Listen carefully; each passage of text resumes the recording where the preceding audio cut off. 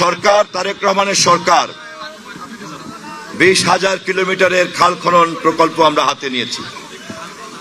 আমরা আমাদের মেয়াদে এই কাজ শেষ করতে চাই এবং এই প্রকল্প আনুষ্ঠানিকভাবে শুরু করার জন্য আমাদের প্রস্তুতি চলছে। ইতিমধ্যেই মন্ত্রিপরিষদের বৈঠকে আমরা এটা নিয়ে কথা বলেছি। আমাদের আনুষ্ঠানিকভাবে শুরু করার জন্য হয়তো আরো কিছুটা সময় লাগবে। এই মুহূর্তে যে কর্মসূচিগুলি চলমান আছে সেচ প্রকল্পের, আমি আজকে তার একটা উদ্বোধন করলাম, যা পরবর্তীতে 20,000 কিলোমিটারের খাল খননের এই প্রকল্পের মধ্যেই অন্তর্ভুক্ত হয়ে পড়বে। একই সাথে খাল খননের পাশাপাশি আমরা প্রতিটি খালের দুই পাশে বৃক্ষরোপণের কর্মসূচিকেও সমন্বিত করছি। আমাদের দেশে যেহেতু ভূমির পরিমাণ কম, জনসংখ্যা আমাদের অনেক ঘন, এবং আপনারা হয়তো জানেন পৃথিবীতে সবচেয়ে বেশি ঘনত্ব কিন্তু আমাদের। কম জায়গার মধ্যে এত লোক কিন্তু আর কোথাও বাস করে না। একমাত্র সিঙ্গাপুর এবং হংকং হচ্ছে হিট সিটি স্টেট, কিন্তু স্বাভাবিক রাষ্ট্রের মধ্যে এত জনঘনত্ব আর কারো নাই।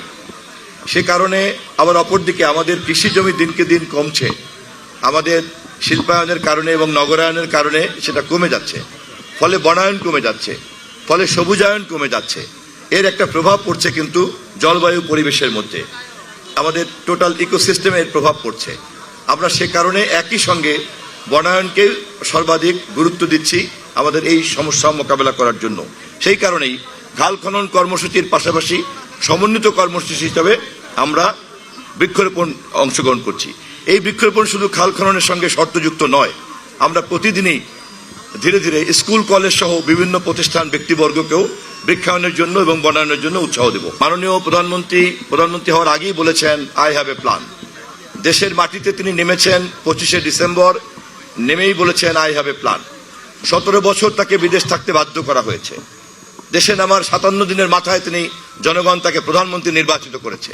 তিনি আজ জনগণের ভোটে নির্বাচিত জাতির নেতা, জাতির ভোটে নির্বাচিত জাতির নেতা।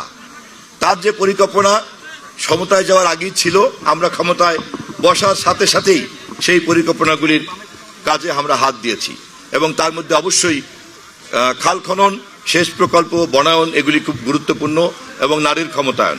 তার অংশ হিসেবেই আমি আজকের এই খাল খননের কর্মসূচি উদ্বোধন করছি।